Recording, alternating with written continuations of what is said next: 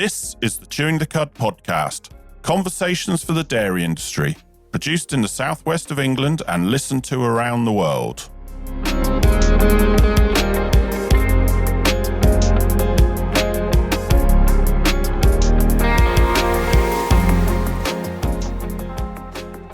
Hello and welcome to Chewing the Cud podcast. My name's Andrew Jones and with me as always is Sarah Bolt. How are you doing, Sarah? I'm very well, thank you, Andrew. How are you? Yeah, I'm not too bad. So today we have a special double episode. This is not an episode as we've done 2.5 years ago that we've split in half. This is two completely separate episodes that just happen to be being released at the same time. Both on the same topic. And that's why we thought ultimately it was probably the best way to go. Both TB related. One is not this one. The other one is the one that we've been teasing about for 9 months. That it's the one we can't talk about. We can finally now talk about it. Finally. And it is so we felt because they're both TB, because the way the schedule was working, it was just easier to release them both at the same time because they do reference each other. This one, there is a reference to the Enfaplex test in it towards the end, I think it is. But if you want to know more about the Enfaplex test and a lot of the work that's been done with it, please do listen to the other podcasts. They are not, say, one that's being cut in half. They are two completely different episodes. It's a really interesting bit of research that we're talking about in that in the other episode, isn't it? Massively. I mean, if it's being used as a control, just the time and the stress that it could reduce could be huge. We'll just watch this space. Yeah. So anyway, yes, let's go talk to our guest and take a listen.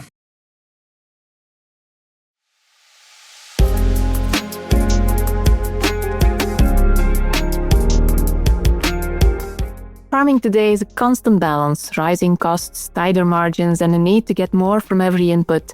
At Kemin, we understand the complexity you manage every day. As a family-owned company, we've built our business on helping producers operate more efficiently and with greater confidence. That's why we work alongside you, delivering science-backed solutions that support performance, protect feed quality, and optimize results across your operation. Kemin helps you turn today's challenges into measurable progress that drives long-term profitability. This episode is brought to you by Chewing the Cud Limited, completely independent, practical nutrition advice for the dairy and beef industries. Whether you need nutrition support, cow signals advice and training, or ROMS accredited mobility scoring, we tailor the advice to your farm and your requirements. For the full range of services, visit www.chewingthecud.com or email nutrition@chewingthecud.com. This episode is also brought to you by Chewing the Cud Limited. We now offer first aid training designed for agriculture and farming, delivered by a registered first aid at work trainer and experienced minor injuries practitioner. For more details, visit www.chewingthecud.com or email training@chewingthecud.com. Hello, I'm Andrew Jones. And I'm Sarah Bolt. Sarah's Time Today is kindly brought to you by Kingshay. And together we bring you the Chewing the Cud podcast, kitchen table conversations for the dairy industry. Whether you're a farmer, advisor, processor, or anywhere else in the supply chain, we have topics and episodes that will interest you. We cover the practical and technical aspects of dairy farming. We want to make you think about what you're doing and ask yourself whether it could be done differently. Each episode, we speak with specialists from inside and outside the industry about their area of expertise. Subscribe and listen for free on your favourite podcast platform. Or sign up at www.chewingthecud.com for episode notifications so you never miss a release. You'll find links to all our socials there too, including our Instagram, Chewing the Cud Podcast, all one word and no G. Or get in touch directly at podcast@chewingthecud.com. If you enjoy what we do, please share it and leave us a review. Enjoy today's episode.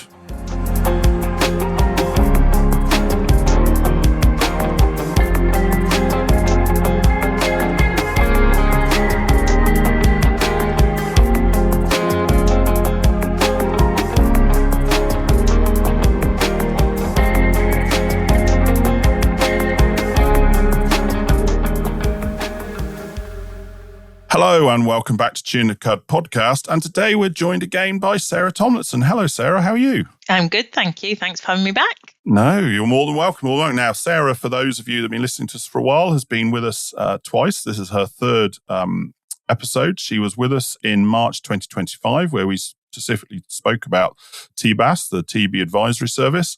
And then again in September 2025, when she was part of the panel that talked to us about the GB calf strategy, past progress and future vision.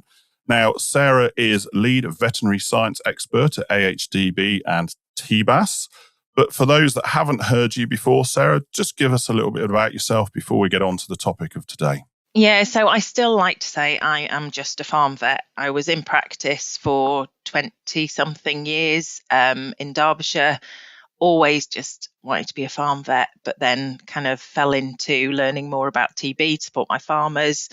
Got involved in a government stakeholder group while I was still in practice. And yeah, I suppose TB became my specialist subject through default, really. And now I am very passionate about sharing what I've learned through that process about governance, about politics, about the policy, and I suppose getting that to the farm level to help farmers, embrace TB control policy in line with their business. And I guess what we're going to talk about today, the strategy refresh recommendations for England that have come out, is that I think this is a real blue sky thinking that will change the way we think about TB control, I hope. Well, that's what we're here today. You've just said it we've had the new document, 55-page document on bovine TB control strategy for England, came out in June. And it just seemed like an ideal time to catch up because obviously TB is such an important topic. But I suppose what sort of pushed it over the edge is, I'll be honest with you, I put the 55-page document into AI because I went, I haven't got time to read 55 pages. I just need the highlights. I don't need to know all the detail per se. It's not my area of expertise, but at least know some of the highlights, and told it to come up with, about a page worth of points. And that's what it did. It basically came up with an A4 page in I think it's about 10 points. And I thought, but is this true or not? I'm not going to know unless I actually read the document, which was the whole point I didn't want to do. So sent it to Sarah, who said, I think we'd better if we actually talked about this. So hence why we are here today. And I think it's great anyway, because this is still fresh in people's minds. We need to talk about this. And I know it's been talked about in the past that there was an update due. So it is now happened. So I suppose, Sarah, give us a little bit of background on that, and then we'll actually go through what some of the issues it's raised or some of the recommendations it's made. Yeah, so I guess some people might be rolling their eyes and go, oh, we've been here before, we've done this, we've done refresh to strategy control. But I think this is the very first time that government have involved farmers, vets, scientists in designing what that strategy looks like. So what got me involved in TB was in 2013-14, we got the 25-year TB eradication strategy, but that was very much a government DEFRA vision, I think. And so this strategy that's come out, the NFU have been involved in it, the British Cattle Veterinary Association. I chaired one of the working groups. We've brought in people that haven't always been around that table. There has been fresh ideas and fresh thoughts, and I think that's what's really powerful. Over 100 people worked on this document. There's been a core steering group, which kind of sort of suppose signed off the final strategy, but it wasn't APHA and DEFRA. It was farmers and vets as well. So that's what's different about it. It's very much a roadmap. I hate that term. There's too many roadmaps out there, isn't there? A strategy, a vision. It's not a delivery plan. So I think that's again where people are feeling like, okay, yeah, but let's put our money where our mouth is. And there is a real push to be quicker about controlling TB, and that's a real theme that goes through the whole strategy. Is we need to just make decisions, act on them. If they don't work, move on. If they work, brilliant, roll them out. So that kind of need for speed and pace is quite clear in it. So I know the steering group has met already to look at what that delivery board looks like. So that's going to be an industry government board to actually think about what the priorities are, who funds what. Because again, government pay £100 million every year to control TB, they can't afford to do the nice stuff, the stuff that actually vets and farmers want. So there has to be some contribution from industry. I would argue some of the good farmers are already doing a lot of that. They're investing in good biosecurity. They're investing in managing what they trade. And we just need to make that more accessible to all farmers. So I think we shouldn't be too worried about the cost sharing that comes out of this, because I think that is industry will want to do it because it's the right thing to do for businesses, not just for TB control. So yeah, that's kind of how it came about, I suppose. It was when Labour came into power, Daniel Zeichner said, right, I want to look at this. I want to go into detail. So it has taken quite a long time to get to this point. But I think we needed to go to that process. And if I'm completely honest, and I don't know if APHA and government and DEFRA will listen to this, but I think it's been a mindset shift in them as well, that actually industry want to help them deliver TB control, and they've got a lot of good ideas. And one of the key themes, again, is learning by doing. That's really positive, isn't it? Yeah. Really positive. Yeah. That's what I was going to say. That's a real positive, though, that this time there have been on the ground grassroots farmers who are affected by this day to day and vets who are dealing with it to be able to contribute to make some of the suggestions, some of the solutions, have some of the conversations in this, rather than just being told this is what you're going to do. That top down approach is never the best for actually getting that action plan at the end of it. So the fact, as you say, it's from the ground upwards and includes everybody within that. Yeah, and they really recognise that the industry has changed. In 2013-14, we didn't have the dairy beef industry, really. That's been a massive shift. With my other hat on with the GB calf strategy, we've seen a reduction in dairy bull calves, but we've seen a massive increase, 77% increase in dairy beef registrations. And that is a whole different supply chain that didn't even exist when the first 25-year strategy. So we needed to recognise, how do we support those businesses that are part of that supply chain?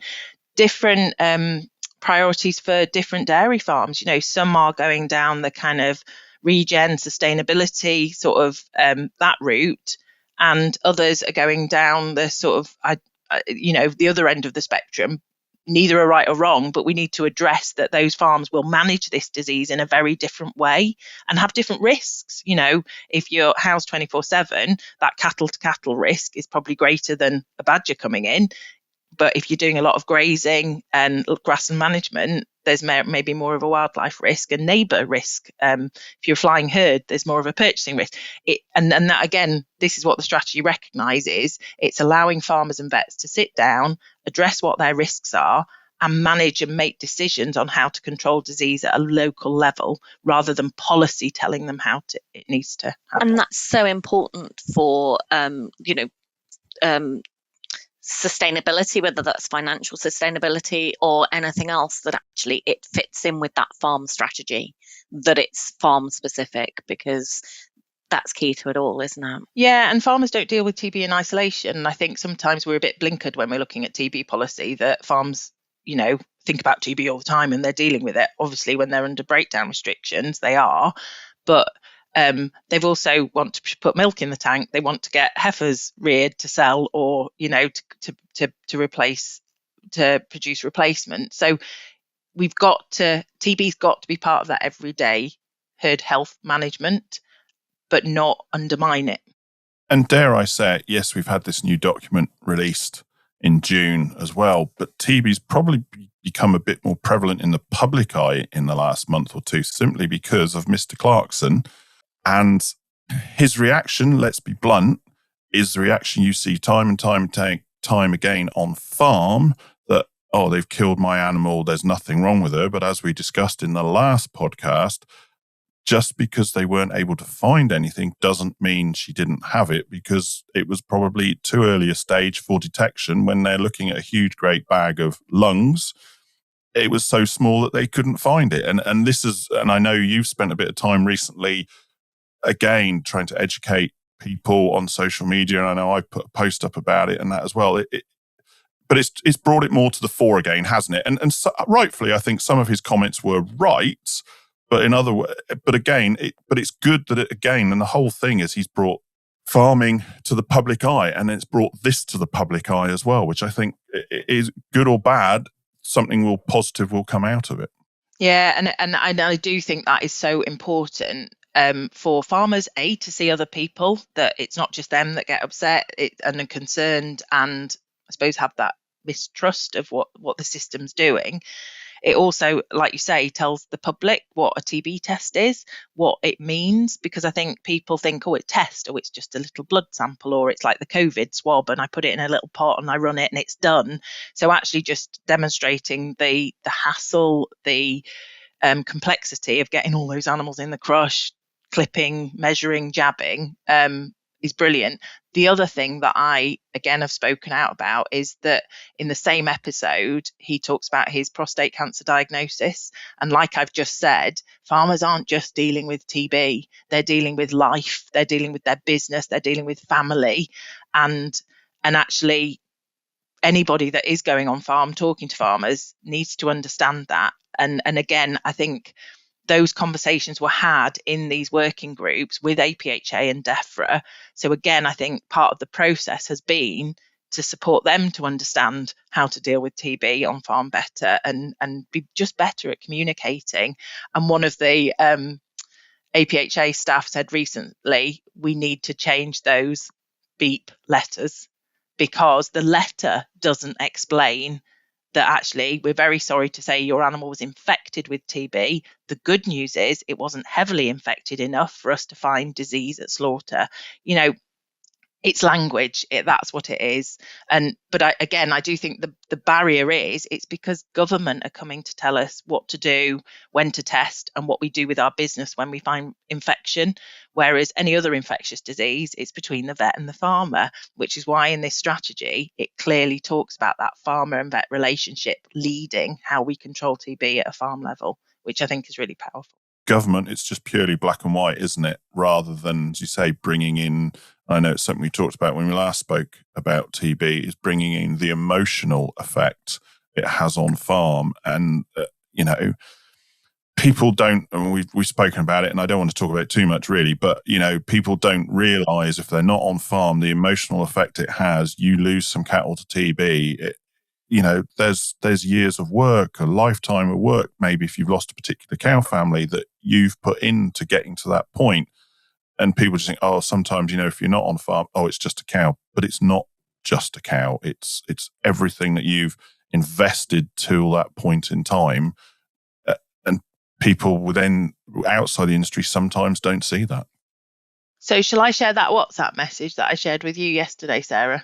Sarah, please do. It actually brought a slight tear to my eye. It brings an emotion, so we'll try it, and I'll try and be stronger this time. I obviously do the TB advisory service. We have a telephone advice line. Quite often farmers ring because they are quite angry and quite upset. And I'm not a trained counsellor. What I do is I talk them through the tests and what those results mean and where their infection might have come from. And I got this message, and Stuart, and he has allowed me to tell people that I can share this message if it helps other people. He said, "Good morning, Sarah," and I won't be able to say it with my voice without my voice wobbling. "I hope you and your family are well. Just to let you know, we've had another clear TB test. I cannot begin to thank you enough for the help and positivity you gave me in the dark times. Without help, my wife would not have a husband, my 2 boys would not have a father, and my grandchildren would not have a granddad. Many thanks." That's the reality of what TB does to people. And that's why we need to get behind anything that might change and reduce the level of TB we have. And that's why I do what I do, because I hope I'm making a real difference to people. Yes. And it shows that you are. And I think that for that farmer to share that is absolutely amazing. And it didn't manage to not bring a tear to my eye. I knew what was coming, and it still didn't. I still couldn't. And Andrew, I say, can I admit it has? That is a very powerful message. I was not expecting that response. I know you sort of said what was coming, but I didn't know what was coming. But that actually is a very powerful message.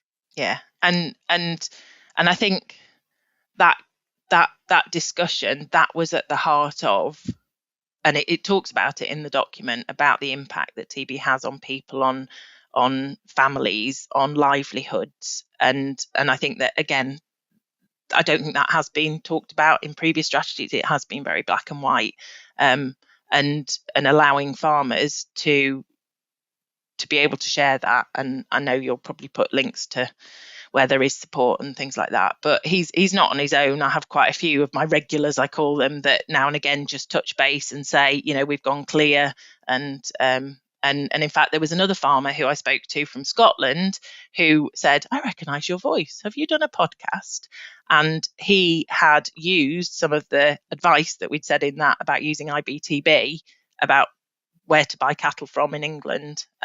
So yeah, if one person can listen to something, learn something, and pass that on to the next person, that's where we will change the mindset. And that's impact. That's impact. It's one of your buzzwords, yes. Sarah. But that is impact, and that's what you've brought to TB, and it's a team. It's a team effort, and actually we've trained an awful lot of vets now through the TB advisory service to be empowered to offer that service, I think, to their clients, and see TB as something that they should get involved in. Yeah. And like you're saying with the podcast, it's always been the aim of this podcast is to make people think about what they're doing. If it just make that difference for someone to think differently, happy days. But moving on then, this 55-page document, we'll before we break it down, how has it been received so far in the industry?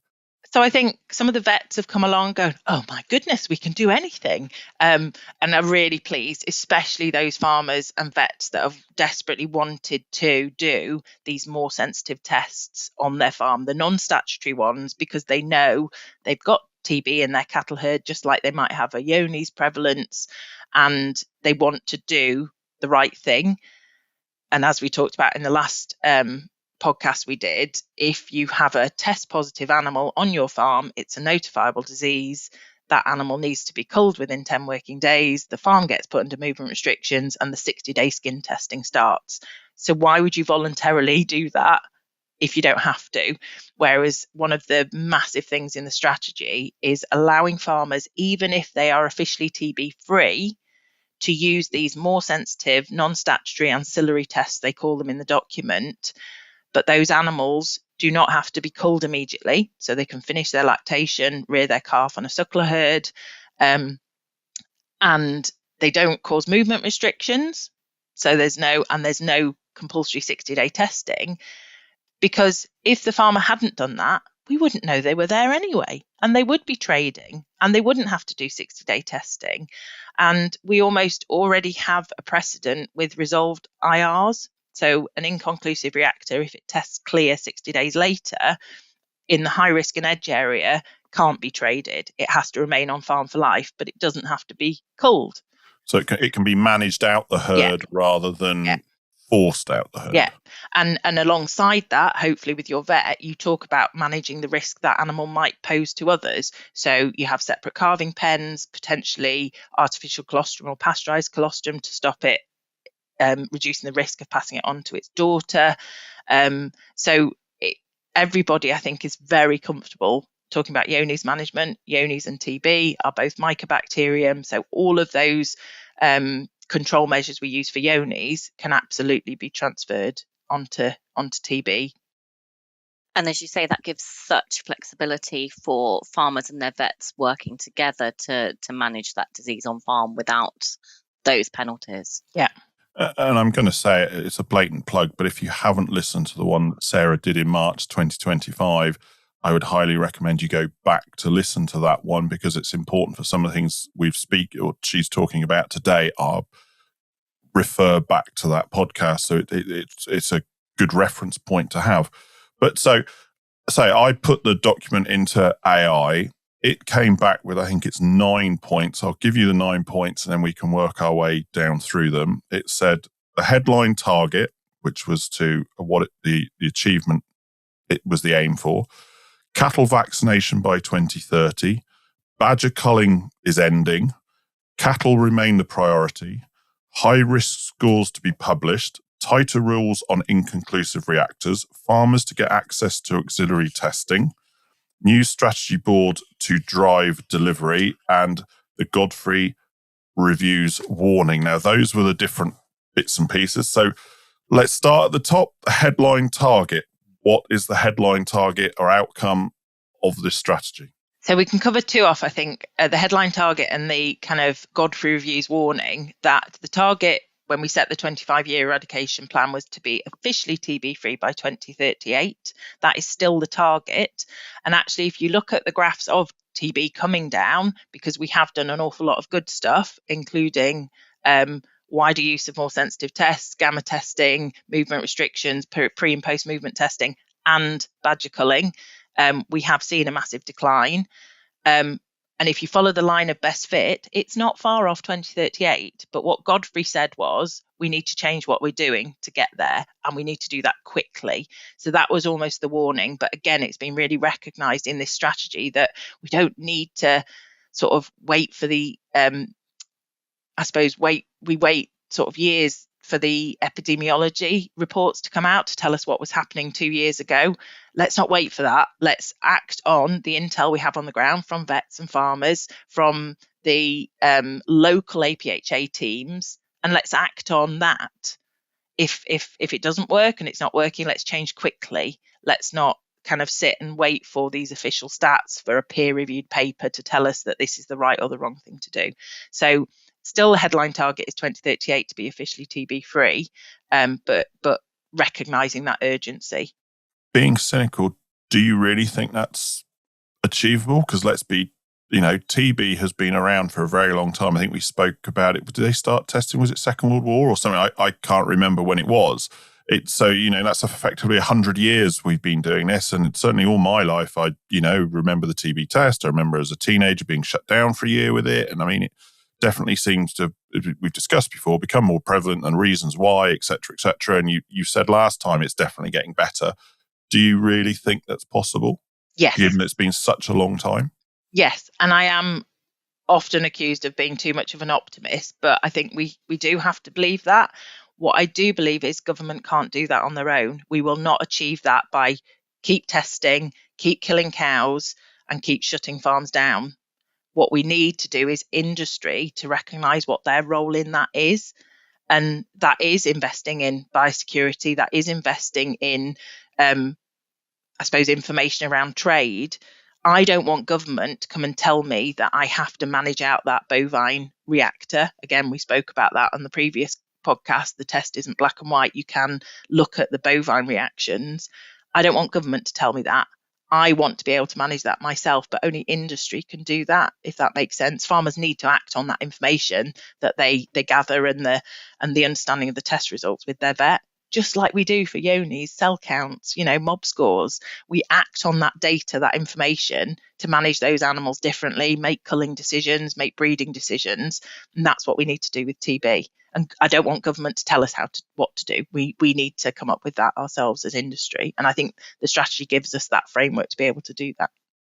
Interesting, your comment on biosecurity. I know it's a story I've said many times, maybe not here, but elsewhere. But as an industry, the dairy industry is a bit rubbish. Let's be blunt about it.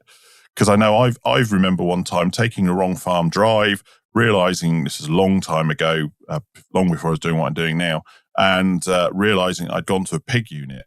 And I was like, oh, just go up there and turn around. And this guy stepped out of this building literally and went, no, you are not crossing that line. You are going to have to reverse all the way out. I just, no. And that was it. I wasn't even allowed to turn round. I was reversed out. And, I remember being on one farm, I think it was, and they did warn me, and I still forgot to put my windows up as I went through. So I still got caught out where you went through a detector and the car got sprayed. We don't do, and I've definitely been on farm, and this many years ago now, and I saw the footbath, and if there's one there, I'll always dip my feet. First thing I'll do. And this farmer came out and he said, I've been watching you from the kitchen window. And I'm thinking, oh, okay, is this good or bad? He said, that footbath there, you're the first person I've ever seen use it. So I guess you could say it's the responsibility for those coming on farm as well to make sure that they are dipping their feet, etc. as well. And this is probably a whole other podcast, but I agree with you. I graduated in 2001, so obviously nobody wanted you on farm because we were under foot and mouth kind of devastating kind of measures, and we had a bit of a scare, didn't we? Was it last summer or the summer before? And my first thought was, how many farmers could actually say, do you know what, this is really awful, we've got foot and mouth, but I think my biosecurity is pretty okay. I haven't had the haulier down delivering feed today. I haven't had the Amazon driver, other delivery drivers are available, coming down your drive, because these are real risks. They're very different to the ones we had in 2001 because, and so I, and equally, biosecurity isn't just wheel dips and foot dips.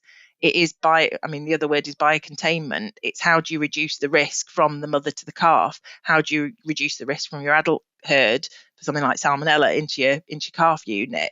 So it should become just part of everyday life that we are better at it. And I agree. And it is, again, 25-year anniversary to that horrific foot and mouth outbreak.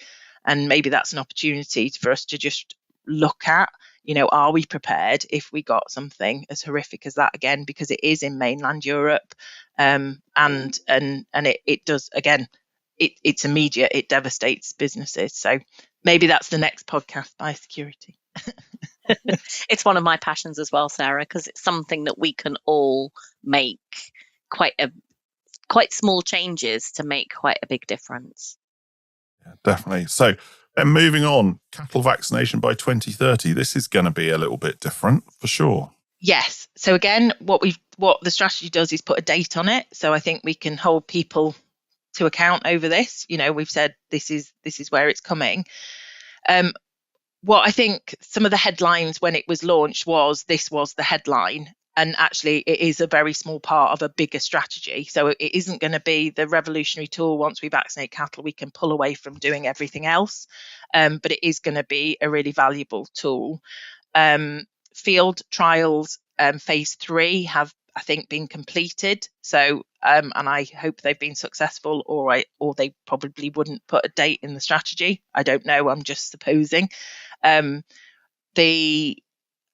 The time frame, the 2038, why not next year, is mainly around getting all the paperwork right. So we've got to put in marketing authorizations so that we can get the licensing to use it. We've got to get it listed. The DIVA test to be able to tell the difference between vaccinated and infected animals has got to be listed with WOA. So there's a whole dossier of all the science and evidence has to go in there. So that's what the time delay is.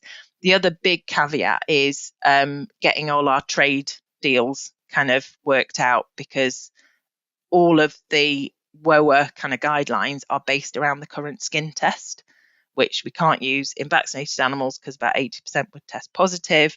Currently, it's illegal to trade BCG vaccinated cattle products because how do you know then that your tests are working? So there's a bit of kind of, I suppose, politics and negotiation that needs to happen. But there's a lot of other countries that we also trade with who are really interested in having a cattle vaccine. Spanish farmers, their wildlife reservoir is wild boar. So they were really, really keen to protect their cattle herds. And also some of the developing countries where actually their 1 or 2 cows keeps their family alive. So they are really keen. And a lot of the vaccine work has been done in Ethiopia. So it's exciting, but I don't think it'll be to me, it's not the headline of the strategy. It's part of it. But it's the one that people have picked up on. But then you mentioned there, so just to explain to people, what would the test be if they are vaccinated? I've got to be honest with you, we're going back to Mr. Clarkson again. I mean, he made it, and I know it's created some discussion at home. Well, it's just antiquated, just pinching a bit of skin. What happens if you pinch it slightly differently? And I suppose it is. It is the reaction from myself was like, well, it's the way we've always done it. But that doesn't mean should still be the way we do it. It does look a bit antiquated compared to some other stuff. So what will the differences in tests be if you are vaccinating cattle? So it is still a skin test. It's only a single test that we put in. It wouldn't be a comparative test because technology has moved on to make that protein mix purer so that we can be confident that it is a reaction to M. bovis and nothing else. It is still a measurement. I mean, again, I do get that to people that don't do the TB test every day, that they think, oh, but you could just squeeze harder, you could squeeze looser. When you're doing the test, you do get a feeling for doing it, and it is quite repeatable. You shouldn't have the same person measuring on, or a different person measuring on day 1 to day 2 to keep that consistency. But yeah, I mean, my only downside is it's health and safety. What do they always tell you not to do? Put your hand into the crush. And actually, that's something we have to do 3 times. You have to go in, measure, you have to go in, or clip, go in, measure, and then go in and jab. So yeah, I have got quite a few lumps and bumps and probably broken fingers from doing TB testing over the years. But no, it is still a skin test. Just a single one rather than a double one. So next one, badger culling is ending. Now, that might be, some people might like that. Some people might find that a bit controversial. Tell us a little bit more about that. Yeah, so badger culling was already ending in the previous government. The Conservative government had already talked about ending the cull licences, finishing the supplementary culling licences, which came after the 4-year intensive cull licences, and we're already talking about moving into post-culling badger vaccination. So again, I think it's AI pulling out a headline that isn't probably 100% correct. The strategy does talk about that this has been, or the recommendations have been written under this current political kind of umbrella. But what it does talk about is ensuring that should we get another government, that government has a framework to be able to identify where lethal control could play a part. What has happened since the previous culls were licensed is that the rules around culling wildlife for disease control purposes, which is still in our legislation, it's still there as a tool to use, that you've almost it's got to be a last resort. So that's why we have to engage in badger vaccination, because actually, if it doesn't work, we've got the evidence that culling is the only tool kind of left available, and we can get licenses, or it works and we don't have to go back to culling. I think I'm not a farmer, I wasn't farming through them, but I know an awful lot of people that were involved in getting those groups off the ground, and it was hard work. It did cost the industry a lot of money. It was very successful, and I always try and tell any farmer group that they delivered a government policy really successfully. So I don't think, and I don't know if we talked about this last time or not, badger vaccination was always pitched as an anti-culling tool. It was what the wildlife groups were saying, we don't need to cull because we can vaccinate.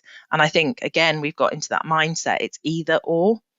And actually, there is a lot of evidence that badger vaccination reduces the spread of TB within badger populations.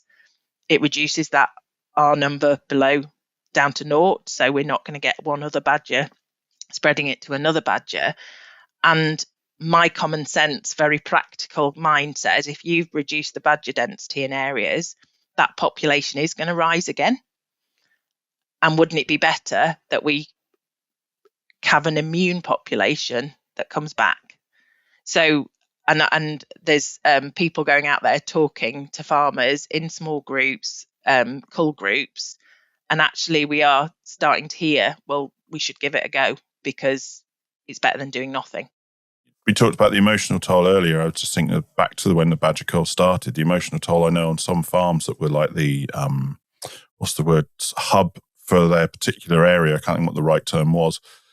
That had an effect, because I know a few farms that were targeted. Once they were found out that they were the hub for their local area, they were targeted, and it wasn't fair. And again, the effect that had on those families was massive. But how practically do they see it working that these vaccinations will work? I mean, do they know, for argument's sake, where every badger set in the country is? Do they know how to where to target? How are they going to deliver? I'm guessing it's not catch and jab. It's probably going to be in some kind of feed or something like that. I don't know. This is why you're shaking, you're looking at me, but I don't know. This is why I'm asking you the question. It is trapping badgers exactly in the same way as they did for the badger culls, and then literally injecting them. And this has been delivered really successfully by farmers in a pilot, I guess, called the VESPA pilot in vaccinating East Sussex badgers, which again, farmers and vets got together and said, right, we can't drum up enough interest to get a cull. They were, obviously, East Sussex is quite close to London, Brighton, and they just thought that wasn't going to be acceptable. And they said, but what can we do? So the farmers and the vets have delivered this, not government, not the wildlife groups. And it is a very different way. And I would recommend, if you want to know more about badger vaccination, that you speak to those guys that have run that project, because having been in meetings, farmers are quite sceptical. Can you get enough badgers in the badger traps? But in the culls, you had to hide them. You could only put 1 or 2 out on the farm because of the negative kind of, we didn't want to shout about it really. Whereas on badger vaccination, you saturate the farm, put 20 or 30 traps out, and you do get a lot of badgers. And sometimes I've seen photos of having a whole family sort of in a trap because they've all gone in, and you've got an adult badger and 2 cubs in there, so you can vaccinate them. And if you look at, I've got a couple of slides that I've now started sharing, the IBTB map that shows you every breakdown herd in England over the last 10 years. When you look at when they started, I think they had 15 or so, don't quote me on that, breakdowns in this patch. They went down to none. They've just got 1 back again that has had a history of recurrence of TB. So, very sadly, they've gone down again, but actually it might not be that wildlife are involved in that. So yeah, it wasn't set up as a pilot to show that badger vaccination reduced TB in cattle. It was a pilot to show that it could be delivered by farmers and vets on the ground. But actually, I think it has probably contributed to the reduction in those numbers. How long does it go on for? Is it like a week, fortnight? So what they do is, again, like the culls were kind of an intensive over 6 weeks. The badger vaccination period is a lot longer, and they tend to have sort of teams of trappers that will just do one farm maybe for a couple of weeks. You go out, you put your peanuts out, you sort of set the trap open so the badger gets used to going in and out, and then for literally 2 nights they set the traps to trap. And then they'll do that farm or a smaller area and then move on to the next area. So you don't have to do the whole area in one night. So for that farm, they probably wouldn't even know it was happening because it's somebody local that is trained as that badger vaccinator. And I think what they did in East Sussex was they had sort of, I suppose, seasonal work. So they were lambing in the winter, doing all the sheep work, and then in the summer there's less to do. So they were the people that then said, oh, well, I'll train as a vaccinator, some of the gamekeepers. So yeah, it's using people you trust and on your farm to do it, and they know your farm, they know your land, they get to know you. So yeah, it's farmer and vet led. What is happening at the minute is the government are going into 3 counties to do badger vaccination that is being funded by DEFRA, but is being delivered in that same model. They're recruiting local vets and local farmers to do it. Because again, government can't afford to do this across the whole of the country. I speak to lots of farmer groups and I'm talking about post-culling badger vaccination, and they're like, oh, but there isn't funding available for us. But I would argue that there are other pots of money maybe you could use. So like there's FIPL, farming in protected landscapes. There's, if you've got your local water authority that are want access to the land, and often they've got pots of money to support, doing something. Electricity pylons going through, they'll often have pots of money to support those farmers. So I think we can be clever about it. And actually, some farmers might disagree with me. If you want to protect your herd, it's an investment. Let's not wait for government to come along and vaccinate, because if they can only afford to do your county in another 10 years, it might be too late. So you can do it privately, I guess is what I'm saying. Yeah. There's ways and means. It depends how much you want to commit yourself, I guess, ultimately. Next one, it said, was cattle remain the priority? And you sort of said that a little bit before, but do you want to expand on that? Yeah, and again, the sort of headline has been that we know the majority of transmission of TB is cattle to cattle, and I think people have gone we know badgers are a main part of this. If you think about it, if a badger brings TB into the herd, it will then spread within the herd. So we do know that cattle transmission is the biggest focus. And I think we've done the badger bit, we've done the culling, and actually now the focus does need to be on that endemic disease within some of these larger herds that, you know, are in and out of TB restrictions. We know they're not going to be going infection free when they do their 2 clear consecutive tests. And farmers know that, hence they want to use those more sensitive tests. So what the strategy talks about is actually where we've got herds where we know there is a lot of endemic infection, maybe we do need to go in and do more testing. So there is probably going to be more use of the gamma test in some of those persistently infected herds, which will have impacts on businesses. You know, I say to farmers, expect to lose 5 to 10% of your herd if you do a gamma test. So, but what the strategy does look at is how we can support those businesses to be able to manage that impact. And the governance and finance group, one of their questions to talk about was how could we financially support those farmers? We saw in COVID the sort of bounce back loans that businesses could access with, and so I think that hasn't completely been explored because the governance bit took up a lot of that time. But I think that's something that hopefully this delivery board might look at if we are going to go into these herds and use more sensitive tests through statutory measures. We've got to be able to support those businesses and those people as well. I just had a thought. We keep talking about badgers, but what about deer? So there has been quite a lot of work done recently on deer populations, and what they are finding is that not all deer species are the same risk. Again, I can put you in touch with awesome people that can talk to you a lot more about deer and the risk from deer. I suppose I always say that deer aren't on a protected species list, and actually we can locally control deer populations. I know it's not as easy as that, but the strategy talks about this local ownership, and actually if that group comes together, the farmers and the vets and local APHA, and says, do you know what, we have got these deer species that we have found TB in, and the whole genome sequencing information tells us it's the same TB as we've got in our cattle. You know, we've got these cull companies, we've got people that are trained as stalkers that have worked on these culls. You know, could there be a local effort to reduce deer density? And the promise is within the strategy is that those deer will go into surveillance. So we're not just going to we're going to record, I suppose, what's in the deer and also found dead badgers, which is what they've been doing in Wales for many years. I was going to say, because anecdotally, I'd say there's definitely more deer around than there used to be. Yeah, and I think again, the sort of the focus is on reducing TB in cattle, and the sort of goal is that any reservoir of infection in other species, including non-farmed bovines, so pigs or camelids, don't stop us achieving officially TB freedom by 2038.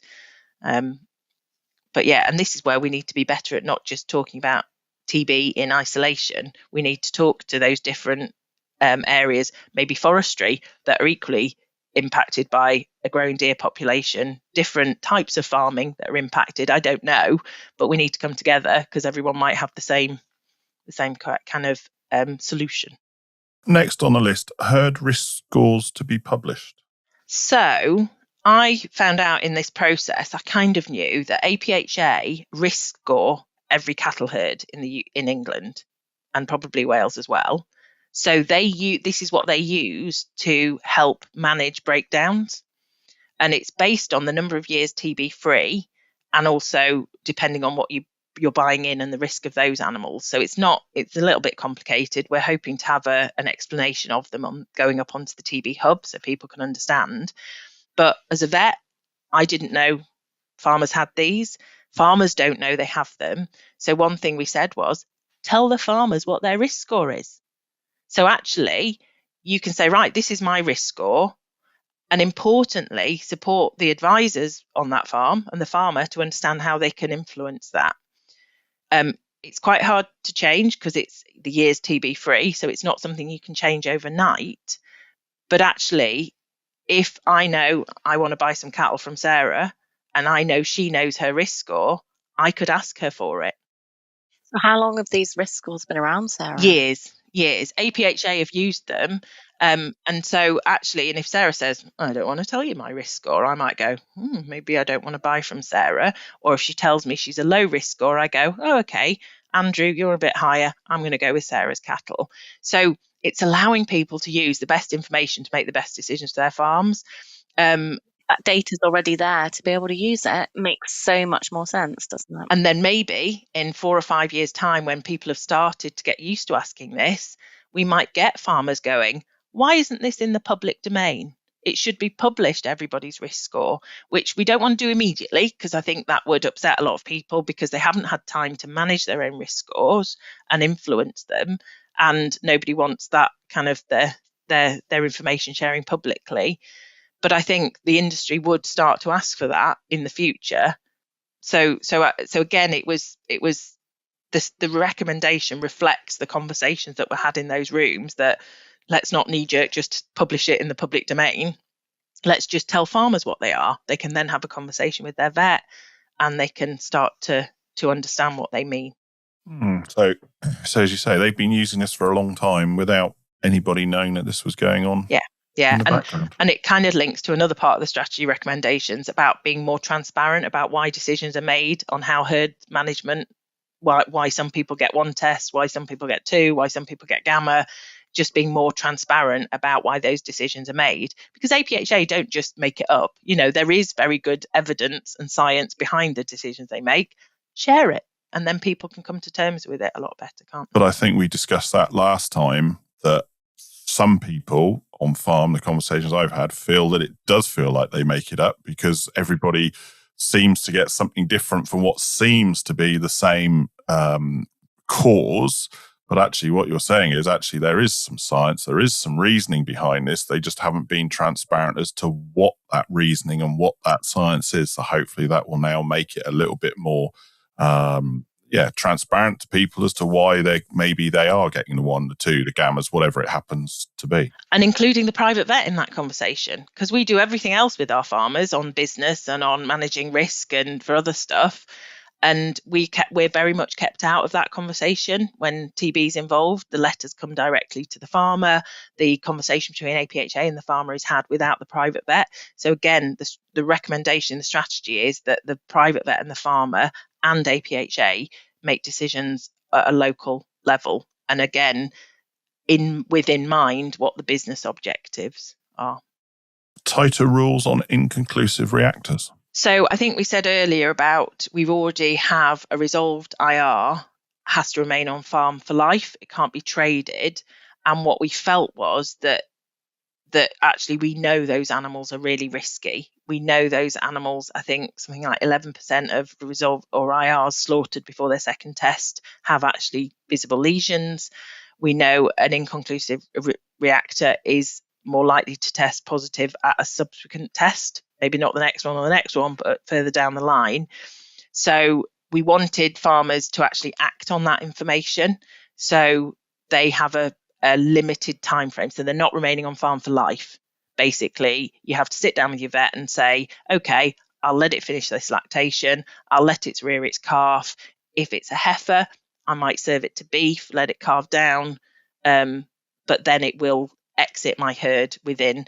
And I think the recommendation says 12 months, but the conversations, because this came out of the working group I was involved in, was let's see if 12 months is long enough, not long enough. Could they go sooner? So again, it's a recommendation, nothing set in stone. We need to learn by doing. If some farmers say, actually, it needs to be 18 months for my business, realistically, let's look at what that could look like. Yes, so it's open to review, that particular. Yeah. Farmers to get access to ancillary testing. Yeah, so this is what we talked about earlier, this access to potentially more sensitive tests, the non-statutory tests. So again, this is government keeping out of it. This is a decision between the farmer and the private vet. They have to have a plan, like we've just talked about, an exit plan for any positive animals. But what won't happen is that animal won't have to leave within 10 working days. It won't shut your farm down, and it won't mean you have to do 60-day testing. So that is the big wow moment for me. New strategy board to drive delivery. So we need, like I keep saying, we don't want government and DEFRA to tell us what to do. And this delivery board is going to be a mixture of industry, vets, and APHA, delivery, and DEFRA, because ultimately anything to do with a notifiable disease has to have ministerial sign-off. We can't get away from that. But actually, if this delivery board says this is what we want to do, and it might be we want to reduce testing in those herds, but we want to increase it in those herds, it's been decided by vets, farmers, not just government. So it should be that people trust it more, maybe.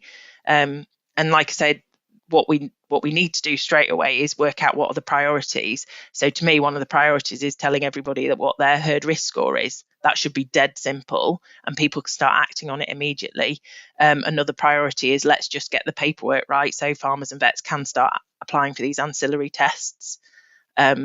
Whereas other stuff like, I don't know, significant changes in pre or post movement testing rules might need a little bit longer running. Equally, we talked earlier about potentially using more gamma testing, statutory gamma testing in herds. I would like to see that coming in after we've allowed farmers to access the more sensitive testing, because if they engage in that, they might not ever get to the point where they need to have the mandatory gamma. So again, this is very much my thoughts, having been involved in the testing working group, as to some of the conversations we had. So this strategy sets out what we want to do. It doesn't tell us how we're going to do it, and that's what the delivery board will. Well, that was going to be my next question. Was, so, like you've, for argument's sake, take the risk scores. When will farmers be able to find those out? When? What's the timeline for? We've got a timeline for what we want to achieve, but practically, what's the timeline for some of these things actually happening? And that's what the delivery board needs to do. So this roadmap purposefully didn't do that, because we don't know is the long and short of it. It needs sort of more discussion and more work, and what our systems will allow us to do, what our IT does, because the DEFRA and APHA systems are being reviewed and the IT is being updated to allow much better data sharing to happen easier. And again, one of the things that farmers and vets have been asking for is access to their test chart data to be able to look at those bovine lumps, which we spoke about in the other podcast. But actually trying to get that data is quite a manual process out of the APHA system. So one of the promises within this is better access to data. So that'll need an investment and probably an IT solution. So that isn't going to happen overnight. There is, again, a clear steer that this has to happen as quickly as possible. Just get the data out there and farmers and vets can start to act on it. And then the last one, which you've already sort of covered with the first one, was the Godfrey review warning, which is in terms of be proactive, I guess, was ultimately what it was. But I mean, those were the points that the AI picked out of the 55-page document. Now, are there others in there that it didn't pick out that you think should be discussed? So I think the main theme throughout of this is local ownership. Allowing vets and farmers who know what's happening in their little area, whether that's the county or whether it's a region, whether it's a valley of dairy farmers, all kind of in the same valley, to look at what their risks are and manage them collectively as a group. And I have been describing it to people when a group of farmers said, right, we'd like to get a cull company together. The NFU came in. The previous cull company that had been set up came in to support that group to get going. They gave them the budget template, where to buy your peanuts, where to buy your traps. They gave them the paperwork, so it was consistent across all these groups. So I think there's lots of great things already happening, like the Pembrokeshire pilot project. We've got the Oxford cluster pilot, Dick Sibley, the work he was doing with Robert Reed that was in the Brian May documentary. There's a lot of really great stuff happening. How do we make sure we know it's working and other people have access to that intel and that information? So Yeah, and I think, again, I'm not sure government need to get involved in that.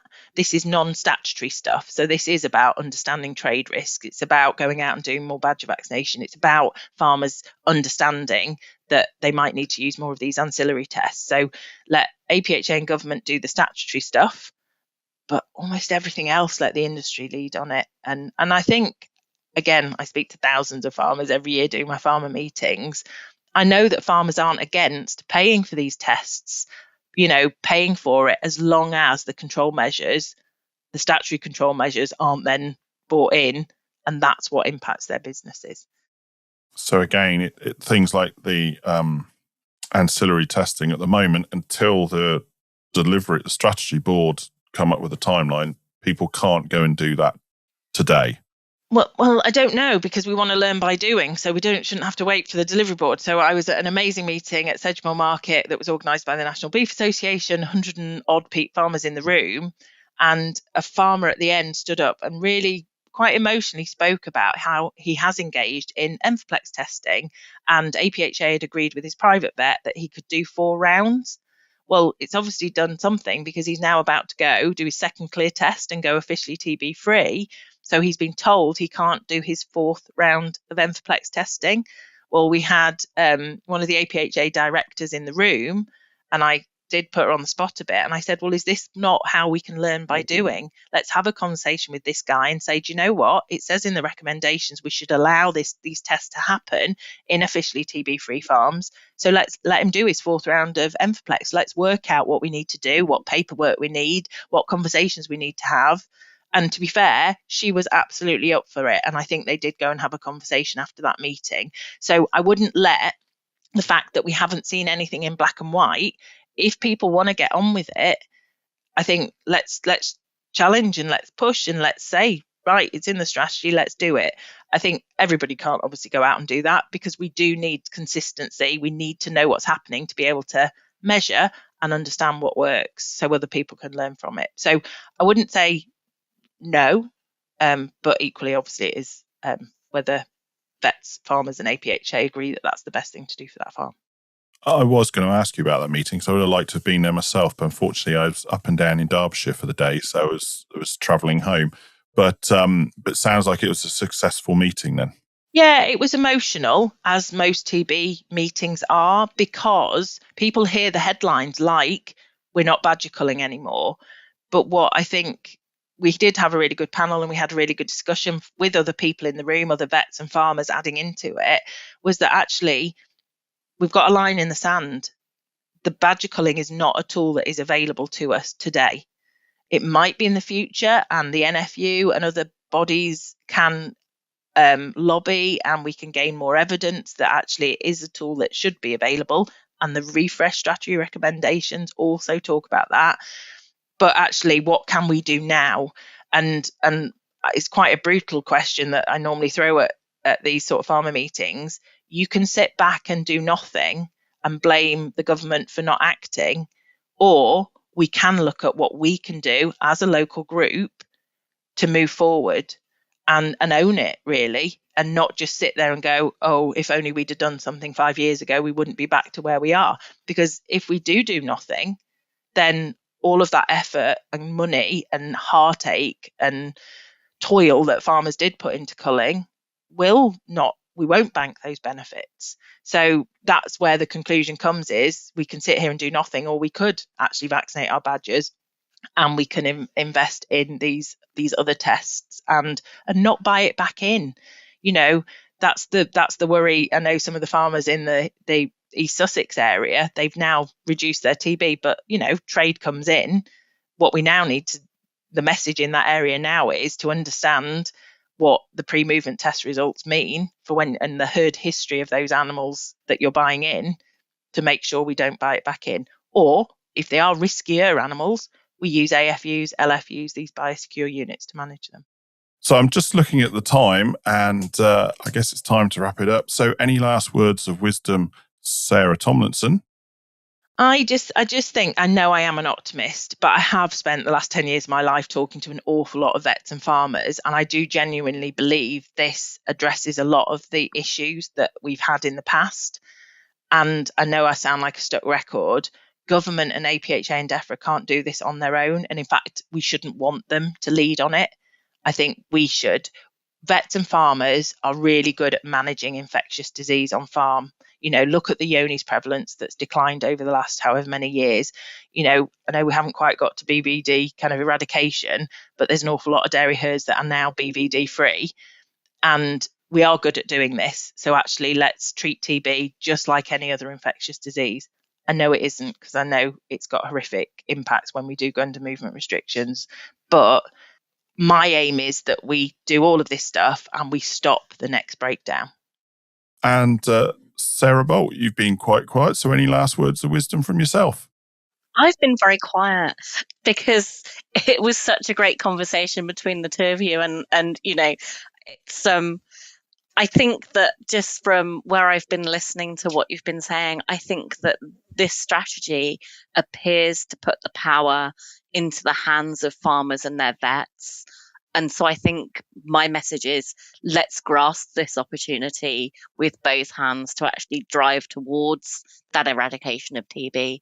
And Sarah, you said that you're an optimist. I think if we don't have people that are optimistic, we can achieve that eradication by 2038, then we're not even going to try. So keep with that optimism, keep sharing that optimism and that belief, because without it, we're not going to make those changes. So I think to me, it just seems a very positive strategy refresh. So bringing this to a close, as usual, I'd like to say thank you very much to Sarah Tomlinson. It's been an absolute pleasure to have you on again. And like usual, we could just keep talking, and we know that this is a topic that there's so much in there, but we felt it was worth talking through the document that came out in June. What does it actually mean in reality? And by the sounds of it, yes, it's a roadmap, I probably would be the best way to describe it. There are things in there that we still need one or two boxes to be ticked before they can actually happen. But it still gives us a plan moving forward. And as you say, some of these things, if you as an individual want to go and try some of those more sensitive tests, you may well, if you can make the argument for it, be able to go ahead and do that, which is fantastic. But it's lovely to hear that story that you mentioned about the guy at Sedgemoor that actually managed to clear out more of the TB that was within his herd and has seen a positive step from making that investment in his herd. But so really, it's thank you to Sarah. It's been, as usual, a very a conversation full of a lot of information, a lot for people to take in. And again, it can be very emotive conversation. As per last time, we will put up some links in the show notes for some people you can talk to if you feel you need to talk to somebody about this, whether that's is it Yellow Wellies or FCN or whoever it was. But otherwise, I guess hopefully this has been informative for people listening, and we'll break down what that 55-page document is, because it's a big old document. And as I say, I thought I'd try and cheat. But obviously, like all these things, there's nothing beats actually reading it or talking to the people that know about this stuff. But otherwise, I guess it's a goodbye from me. Thank you, Sarah. It's goodbye from me too. Thank you for the opportunity, because I like talking about TB, because I think the more people understand it, better it will be. No, thank you very much.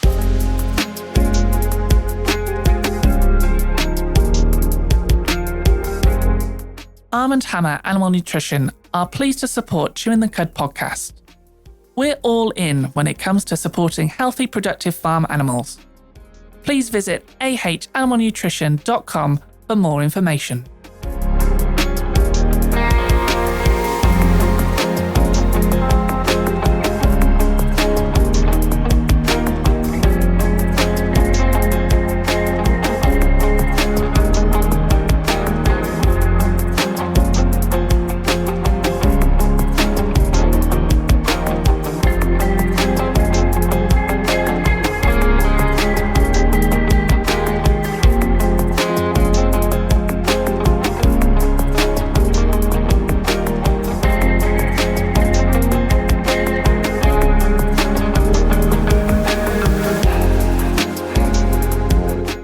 Thank you for listening to the Chewing the Cud podcast, where we bring you conversations for the dairy industry produced in the southwest of England and listened to around the world. And now for the really boring bit, I'm afraid, the legal disclaimer. The information provided during this podcast has been prepared for general information purposes only and does not constitute advice. Information must not be relied upon for any purpose, and no representation or warranty is given to its accuracy, completeness, or otherwise. Any reference to other organisations, businesses or products during the podcast are not endorsements or recommendations of Chewing the Cud Limited. The views of Andrew Jones are personal and may not be the views of Chewing the Cud Limited, and the views of Sarah Bolt are personal and may not be the views of Kingshay Farming and Conservation Limited and any affiliated companies. For more information on the podcast and details of services offered by Chewing the Cud Limited, visit www.chewingthecud.com. Thank you and goodbye.